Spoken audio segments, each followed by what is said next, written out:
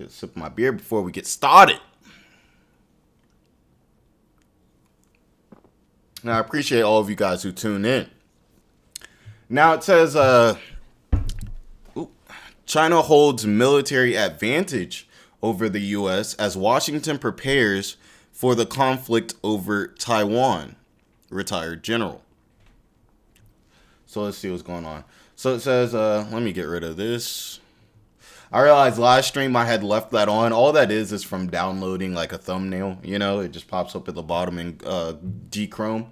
But now it says concerns over a Chinese invasion of Taiwan. Sounds like a black kid, you know. Little Taiwan. Boy, get back in here, man. Get back inside. Getting off topic though. But yeah, continues to mount with Beijing now suspected of involvement in damaging some of the island nation's undersea internet cables this week in another show of deliberate harassment. So, you know, basically, as you guys know, China doesn't really like Taiwan and everything like that. The U.S. comes into defense of Taiwan. We do a lot of trading there. That's kind of why China has a huge problem with us in the first place.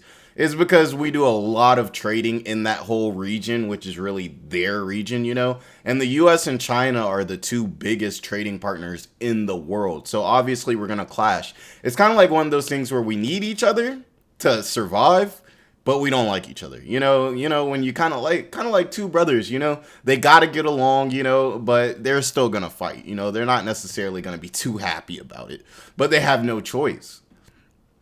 Now it says the disruption to Taiwan's internet was not only a nuisance for the land's inhabitants and visitors, it also revealed a significant implications for Taiwan's national security. Yeah, I mean, obviously that's going to be a huge security threat. Imagine if another country was able to come over here and, like my boy said, comms, like communications. Like he's just gotten crazy about Call of Duty and like he started using terms like comms.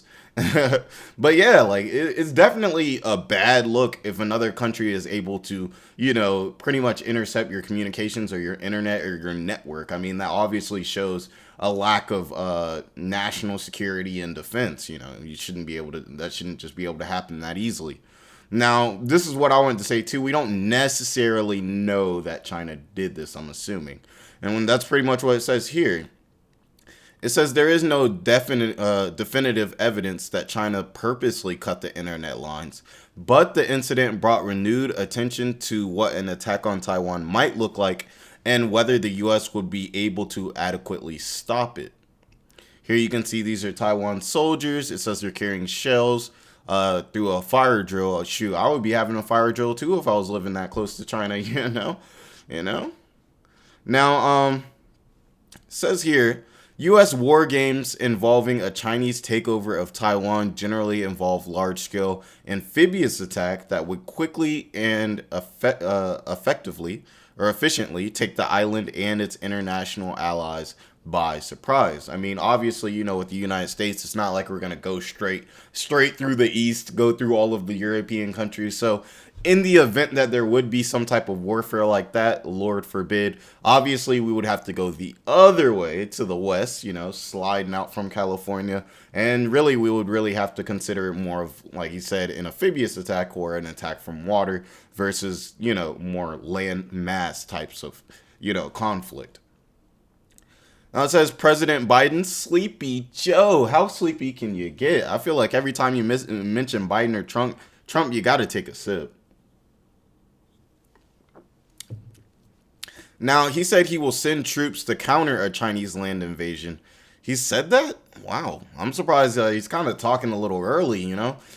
China's not really someone to just play with. So you talking about sending troops? Like, I mean, that's hot water you're putting yourself into, you know?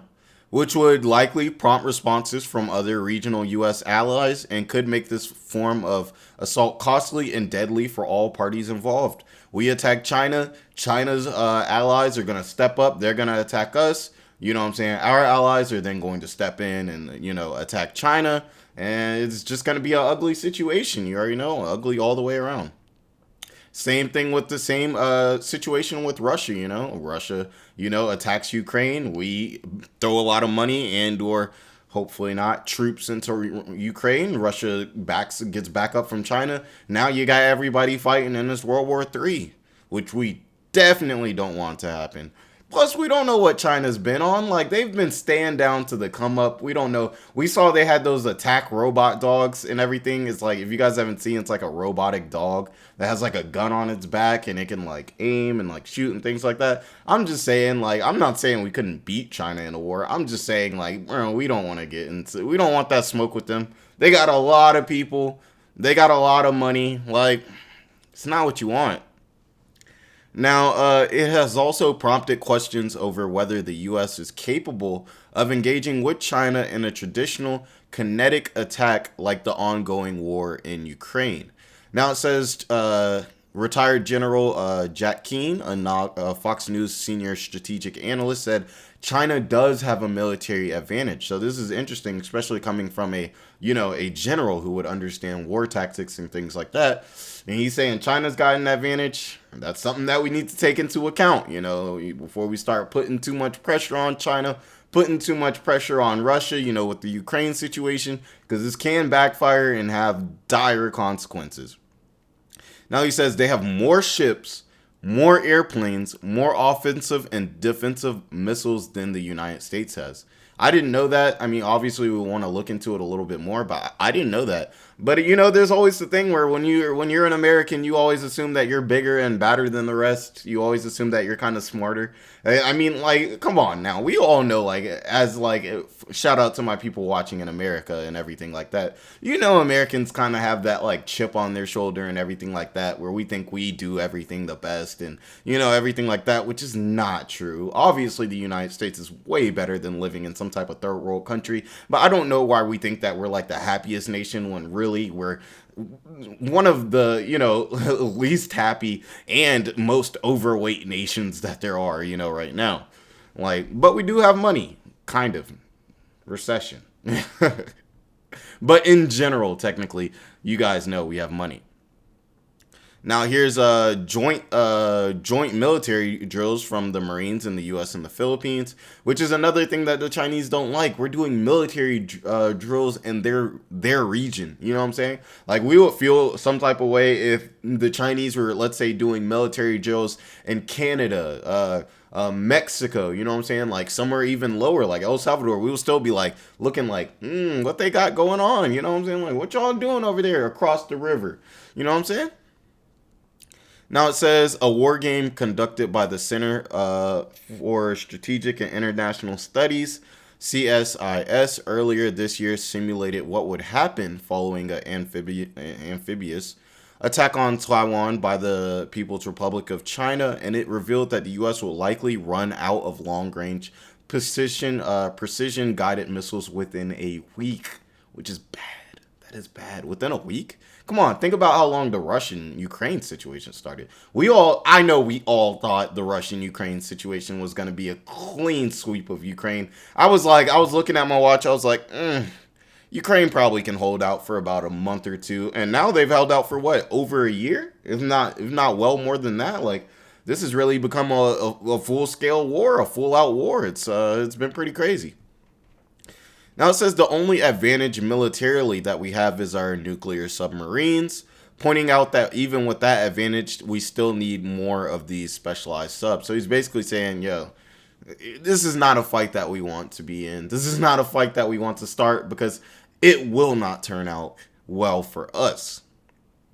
Now it says he argued this form of warfare was unlikely to be how China would actually carry out an assault.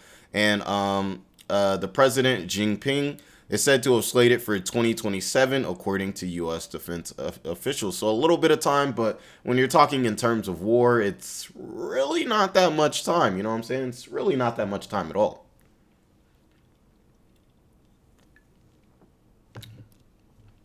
Now it says a more likely scenario would be a quarantine or a blockade of Taiwan, where China would attempt to control the airspace as well as the sea lanes to gain control of it without firing a shot, which I think would be a very smart tactic to go about it. Instead of just all out war, this person's already in your region. The person that you assume is going to be able to defend themselves the most is literally all the way on the other side of the world. So aid's not going to get there as fast. Like they said, we don't really have enough long range weapons to just be shooting weapons over into Taiwan or China, and everything like that. So, some type of quarantine probably would be the way that they would go about this, I would assume. And obviously that protects the Chinese soldiers, possibly, the civilians of Taiwan. Lord forbid any of this happened. But if it did, that's how it would go down. They also said they have more airplanes and everything than us. So, and I believe more ships. We have more subs. But if you have more airplanes and ships, then that means they could easily, build this blockade, hold the U.S. out while basically strangling, Taiwan of its resources until they have no choice but to give up. Now, so speaking to reporters at the Air Force or Air and Space Forces Association Warfare Symposium, geez, that's quite a word, in Colorado on Wednesday, General Kenneth Woolsback said, "You saw when Speaker Pelosi went to Taiwan what China did with their ships. They put them on the east side of Taiwan as sort of a blockade.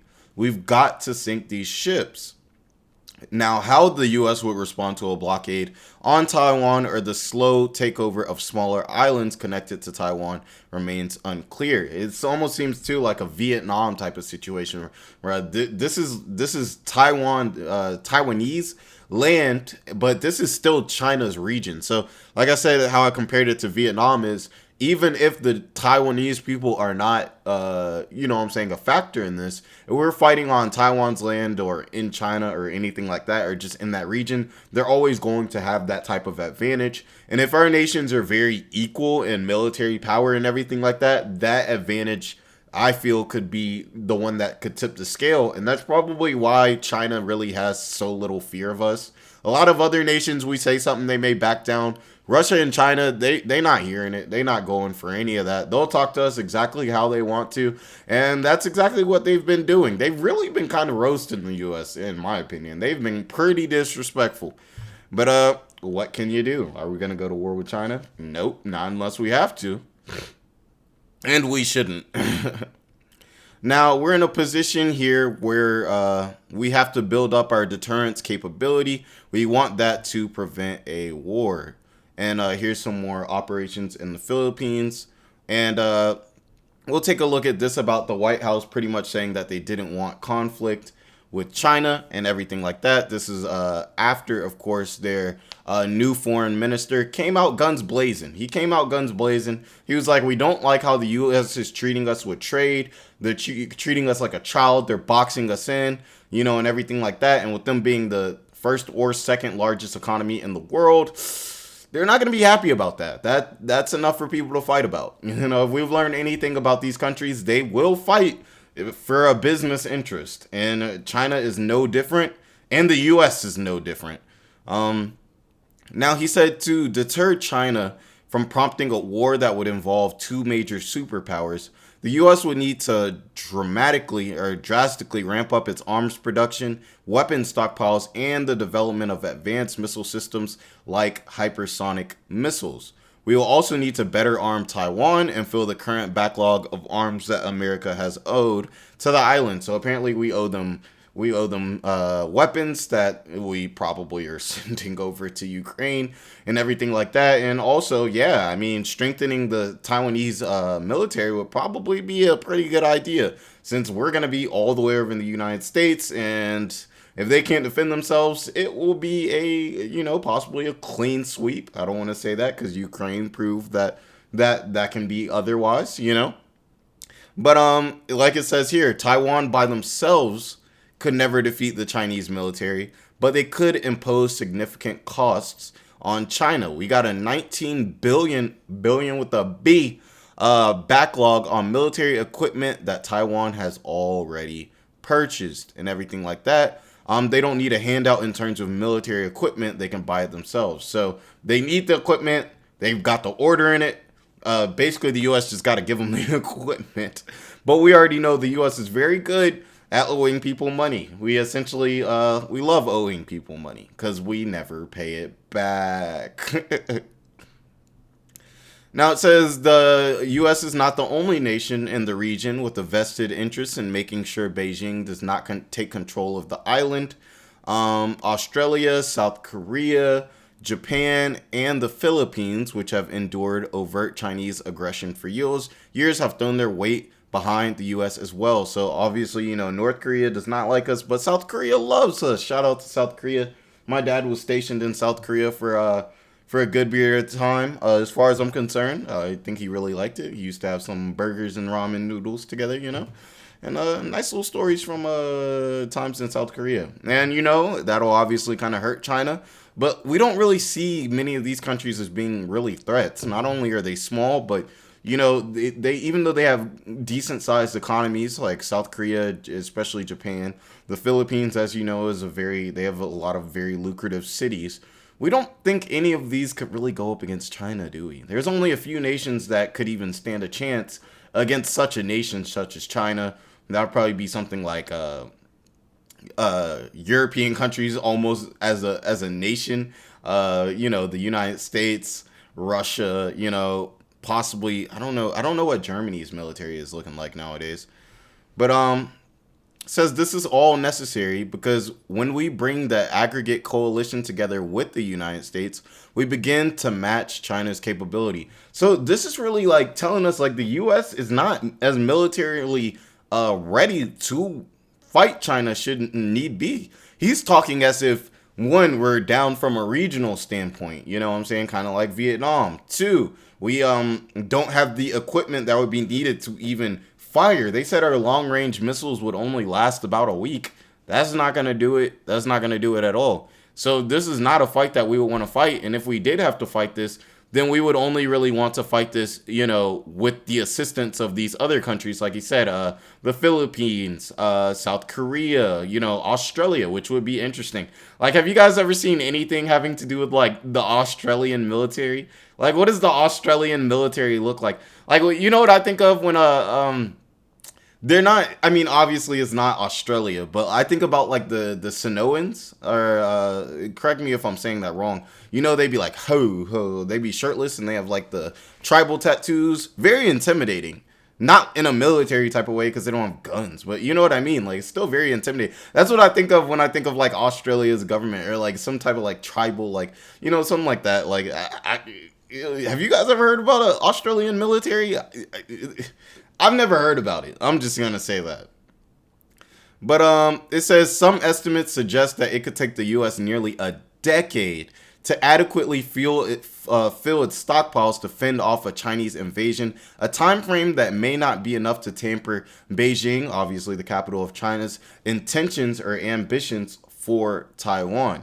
Not only would reuniting Taiwan with the mainland China give Beijing a geopolitical boost, so this goes into why China even would want Taiwan so much, but it would subject the South China Sea to even more Chinese dominance, which China wants that. And like I said, we do a lot of trade down there. I think they would like to be able to be the ones that get to do all of that trade and everything instead of having us have such an influence over there. We're cutting people off. We're saying, hey, what I'm saying, don't trade with the Chinese over here. We got you. Oh, how much, what I'm saying, how much they selling it for? Oh, I got you for $10 less, what I'm saying, that kind of whole thing. And China clearly showed that they are tired of it. They said they tired of it, and they've pretty much said that they willing to go, they willing to get violent, if need be, and everything like that.